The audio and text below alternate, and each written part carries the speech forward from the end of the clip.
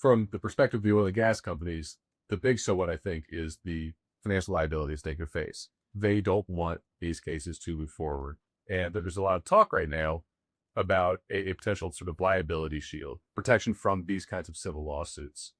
We saw the first lawsuit get filed in 2017 by some municipalities in California. But just before that was one of the first moments that we saw the industry start having a conversation about seeking immunity. There was, and the point bearing, because there was already enough out there that they saw how much liability they were carrying. And they wanted to get that immunity before a single one of these lawsuits got filed. And we have now seen multiple waves of these efforts. We've seen them in 2017 and 2020, and now we're seeing a resurgence of that. So this past March, we did see the first reported confirmation that the industry was lobbying directly to the president. This was reported by the Wall Street Journal, and it was the CEOs, of Exxon and Chevron and ConocoPhillips, Hess, raising their concerns about legal liability. A few weeks later, Trump issued an executive order directing the DOJ to basically very quickly take a lot of action to quash state climate policies, laws, lawsuits targeting, big oil. Basically, the justification was these efforts are, they can't be reconciled with the priorities of this administration.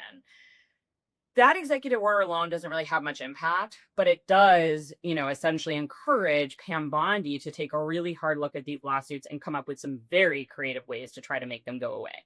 So in early May, the DOJ sued 4 states. They sued Vermont and New York because those are 2 states that have passed climate superfund laws, similarly seeking damages from the industry.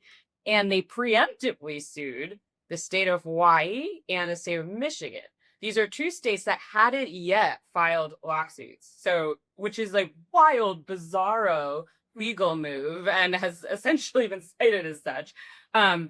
Luckily, we have some really strong folks in those states. So what did Hawaii do? They sued the next day. So they basically said absolutely not.